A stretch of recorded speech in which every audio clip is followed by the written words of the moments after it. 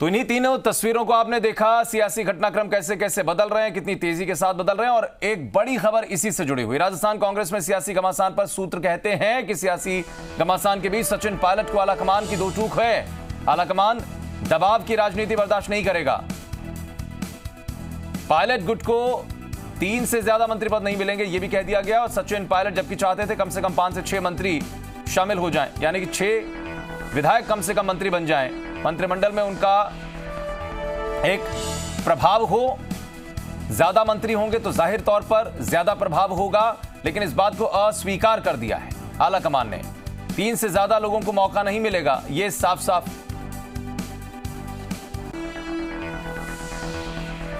और 9 खाली पदों पर बीएसपी से पहुंचे निर्दलियों को भी करना है एडजस्ट, ये भी कैबिनेट विस्तार में दिखाई पड़ने वाला है। सचिन को पहले किसी राज्य का प्रभारी बनाने का भी ऑफर दिया गया था, यह भी कहते हैं सूत्र। अगर 3 मंत्री पद पर सचिन पायलट माने तो थोड़ा और ज्यादा महत्वपूर्ण पद उनको मिल जाएगा।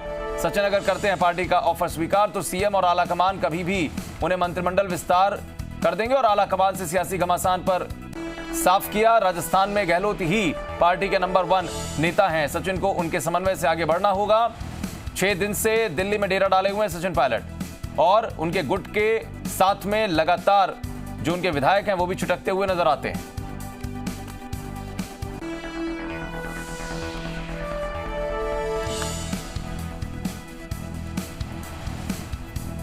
तो राजस्थान में गहलोत सरकार पर संकट के बादल जब छाए तो बीएसपी ने उनको संभाला।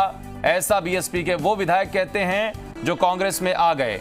उनकी सदस्यता को लेकर भी बहुत बार सवाल खड़े किए गए कि एक राष्ट्रीय स्तर की राजनीतिक पार्टी जो क्षेत्रीय स्तर पर सिमट गई है, लेकिन राजनीतिक पार्टी का एक अपना प्रोटोकॉल होता है।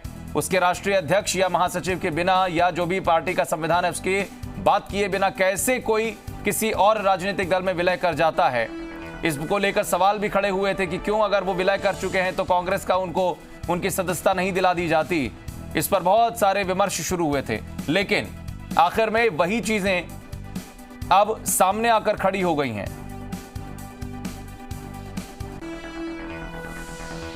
और जो भी कल की स्थिति रही, चाहे वो भंवरलाल शर्मा रहे हों या फिर बीएसपी के विधायक या फिर कांग्रेस के विधायक, जो भी आपस में टग ऑफ वॉर चल रहा है, एक बार सुन लेते हैं। पायलट साहब का भी सम्मान करता हूं। पायलट साहब युवा नेता है, हमारे नेता है। पायलट साहब ने कभी ये नहीं कहा कि मुझे ये बनाओ और ये बनाओ। उन्होंने जो उनके साथ थे उन लोगों की जरूर पैरवी की। फिर मेरी समझ में कुछ छोटे लोग हैं वो बड़े पदों पे आ गए, जिससे पार्टी को नुकसान होने जा रहा है। सचिन पायलट ने साफ कर दिया कि मैं बीजेपी में नहीं जा रहा हूं।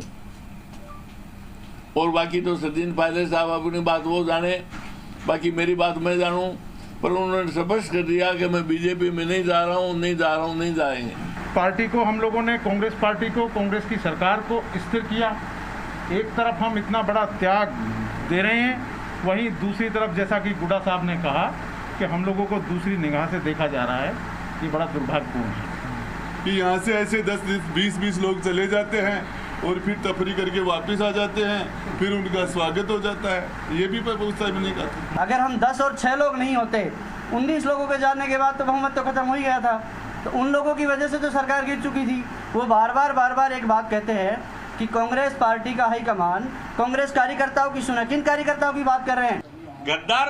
अब आप बताओ, गद्दार वो है कि हमें कांग्रेस में राज के लिए घुसे, वो घुस के हमें आज उनके कुलबुली लग रही है कि हमें मंत्री पद का क्या हो गया, ये वापस आ गए। हम गए कहाँ थे?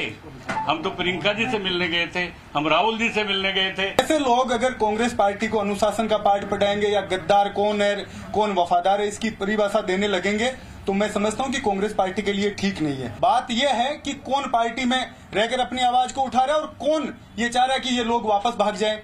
क्यों? ये सब चीजें मुख्य रूप में मुद्दा है।